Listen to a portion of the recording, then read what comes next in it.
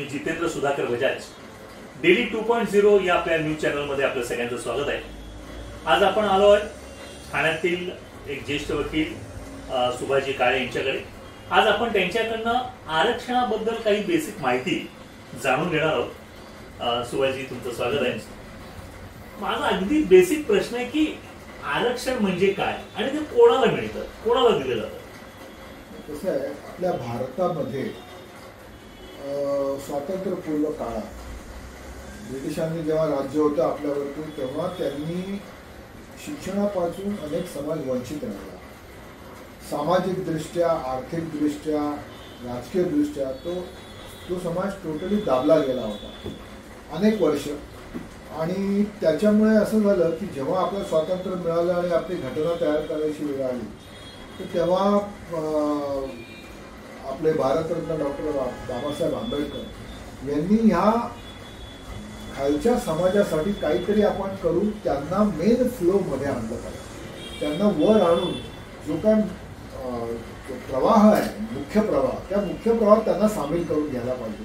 अशा हेतूने काय 10 वर्षासाठी त्याला स्पेसिफिकली म्हटलेलं होतं घटनेमध्ये की 10 वर्षासाठी SC म्हणजे शेड्यूल्ड कास्ट, शेड्यूल्ड ट्राईब आणि NT नोमॅडिक ट्राईब ह्या लोकांना 10 वर्षासाठी आपण आरक्षण देऊया.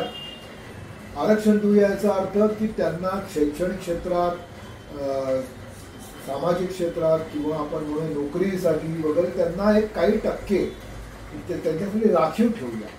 आणि अशा रीतीने त्यांच्यासाठी काही टक्के राखीव ठेवण्याचा निर्णय झाला. आणि म्हणून त्या समाजाला त्या मेन प्रवाहात आणण्यासाठी, मूळ प्रवाहात आणण्यासाठी हे आरक्षणाची सोय आपल्या घटनेमध्ये केलेली आहे.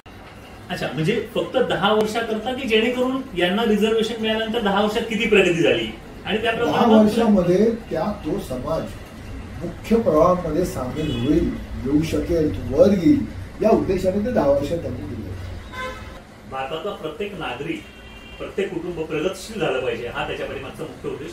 मला एक साधा प्रश्न असा विचारायचा आहे की भारत ज्या पद्धतीने हा आपला देश प्रयत्न करतोय, आता आपण अजून विकसनशील आहोत, विकसित झालेलो नाही, पण जे देश ऑलरेडी विकसित आहे तिथे असे काही आरक्षण वगैरे दिले जातात का? नाही, बहुतेक देशांमध्ये आरक्षण हा विषय नाही. हा, आर्थिकदृष्ट्या जे सक्षम नाही किंवा जे डाऊन टोडन आहेत, खूपच गरीब आहेत, अशा लोकांना फॅसिलिटी दिली जाते. पण ज्याला आपण रिझर्वेशन म्हणतो, तशा प्रकारचं रिझर्वेशन प्रगत देशांमध्ये किंवा इव्हन काही अनेक देशांमध्ये मी म्हणेन नाही. सर, तुम्ही मगाशी म्हणालात की SC, NT यांच्यासाठी रिझर्वेशन आहे, पण हा OBC काय प्रकार आहे आणि त्याला रिझर्वेशन काय प्रकार आहे ते काय कळलं, म्हणजे लक्षात येत नाही. काय झालं की शासनाने आपल्या मंडल कमिशन नेमलं होतं. मंडल नावाचे जे आपले त्यांच्या अंडर एक कमिशन नेमलं आणि इतर समाज म्हणजे scheduled tribe, scheduled caste, nomadic tribe यांच्या व्यतिरिक्त जो समाज आहे, म्हणजे आपल्या महाराष्ट्रात आपण म्हटलं तर तेली समाज आहे, माळी समाज आहे, गुरव समाज आहे, हे जे सगळे आगरी आहे, कोळी आहे, ह्या समाजाची काय परिस्थिती आहे आणि ह्यांचा स्टेटस किती आहे, यांच्याकडे शिक्षण किती आहे, यांच्याकडे आर्थिक क्षमता किती आहे, याचा अभ्यास करायचा ठरवला. आणि त्याप्रमाणे ते ह्या कमिशननी त्यांचा रिपोर्ट तयार केला. तो रिपोर्ट ज्याला आपण मंडल आयोग म्हणतो. आणि ह्या मंडल आयोगाने ह्या समाजासाठी देखील रिझर्वेशन देण्यात यावं अशी शिफारस केली. आणि जेव्हा VP सिंग प्राईम मिनिस्टर होते, तेव्हा त्यांनी हा मंडल आयोग आणला आणि या OBC समाजाला देखील त्यांनी 27% रिझर्वेशन द्यायचं घोषित केलं. म्हणजे तेव्हापासून त्याच्या आधी OBCला रिझर्वेशन नव्हतं. VP सिंग प्राईम मिनिस्टर झाल्यानंतर त्यांनी हे OBC समाजाला देखील रिझर्वेशन 12 बलुतेदार, हो, त्यांना त्याच्यामधल्या 27% आरक्षण त्यांना. OBCचा लॉंग फॉर्म आहे other backward class. Backward class कुठला तर दलित, म्हणजे SC scheduled caste, scheduled tribe हा झाला दलित किंवा ज्याला आपण शेड्यूल्ड कास्ट म्हणतो. हे अदर बॅकवर्ड क्लास म्हणजे हे बॅकवर्ड आहेत पण हे SC ST मध्ये बसत नाही, हे OBC मध्ये म्हणजे अदर बॅकवर्ड क्लास. बरोबर. मग देशातल्या सगळ्या ओबीसींना मिळून 27% रिझर्वेशन आहे. मग आता आपण थोडसा मुख्य मुद्द्याकडे वळूया की मराठा आरक्षण हे कधी सुरुवात झाली याची आणि काय आहे प्रोसेस. म्हणजे त्यांना आरक्षणाची गरज म्हणजे प्रत्येकानेच असं आरक्षण मागायचं आहे का किंवा मराठ्यांसाठी का, म्हणजे ही एक प्रोसेस कशी सुरू आहे. मंडल आयोगाच्या शिफारशीनुसार जेव्हा ओबीसींना रिझर्वेशन दिलं गेलं तेव्हा लोकांच्या असं लक्षात आलं की अरे त्यांना रिझर्वेशन मिळालं, मग मराठ्यांमधले जे बॅकवर्ड आहेत किंवा जे आर्थिकदृष्ट्या सक्षम नाही, जे डाऊनट्रोडन आहेत, जे सामाजिकदृष्ट्या शैक्षणिकदृष्ट्या मागासलेले आहेत त्यांना का नको. आणि म्हणून 50 वर्षापूर्वी मराठ्यांनी देखील आरक्षण मागायला सुरुवात केली. आता जेव्हा तो जो मंडल आयोगाचा अहवाल बनवला होता त्याचा अभ्यास जो होता तो त्यांनी मी म्हटलं तसं की जो अदर बॅकवर्ड क्लास आहे त्याच्यावरती केंद्रित केला होता आणि त्यांनी वरचा क्लास म्हणजे ब्राह्मण, सीकेपी झाले, आपल्या महाराष्ट्राचं कुटुंब झालं, मराठा या लोकांना आरक्षणापासून बाजूला ठेवलं.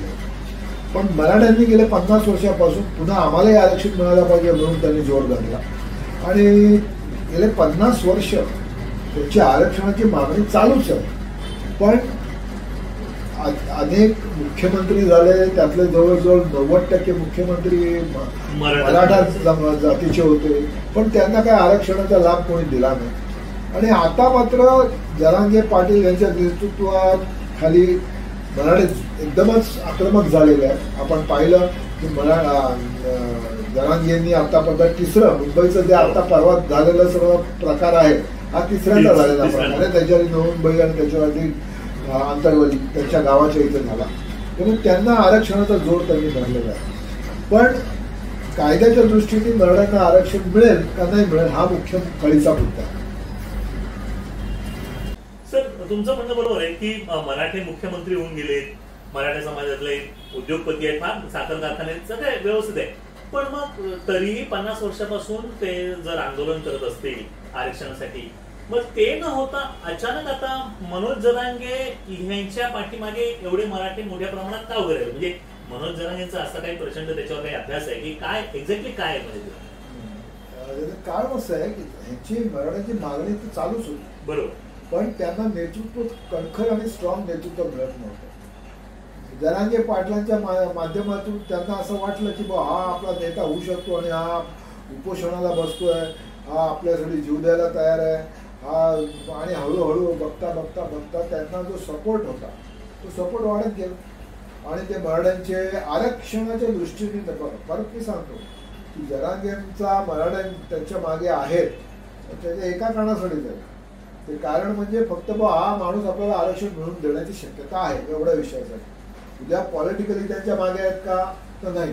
तर लोकसभा आणि विधानसभेच्या इलेक्शनला स्पेशल विधानसभेला जरांगे यांनी डिक्लेअर केलं होतं की महायुतीला मतं देऊ नका, त्यांना पाडा, पण त्यांचं कोणी ऐकलं नाही. त्यामुळे जरांगेंचं नेतृत्व आज महाराष्ट्रामध्ये हे फक्त आणि फक्त मराठ्यांना आरक्षण मिळवून देण्यासाठी मराठ्यांनी एक्सेप्ट केलेलं नेतृत्व आणि म्हणून त्यांच्या मागे जी ताकद मिळते ती आरक्षण मिळेल या आशेने त्यांच्या मागे.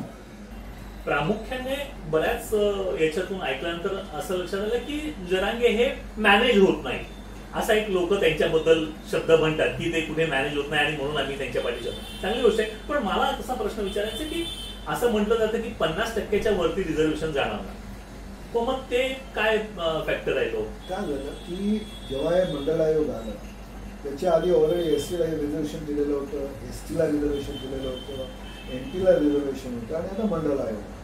त्याच्यानंतर सुप्रीम कोर्टात जेव्हा या आरक्षणाच्या विरोधात पिटिशन्स आली तेव्हा सुप्रीम कोर्टाने एक बॅरियर लावून टाकलं की तुम्हाला 50% वर कुठल्याही परिस्थितीत आरक्षण देता येणार नाही.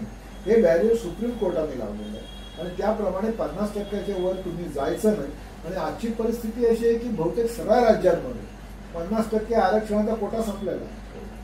त्यामुळे दुसऱ्या आता कोणाला ऍडिशनल आरक्षण द्यायचं तर ते घटनात्मक बदल होईल, ते टिकेल, सुप्रीम कोर्टात टिकेल का नाही या सगळ्या गोष्टी शक्यच आहेत. सर, मग महाराष्ट्रात 50% रिझर्वेशन पूर्ण झालंय का? 50%च्या वर झालंय.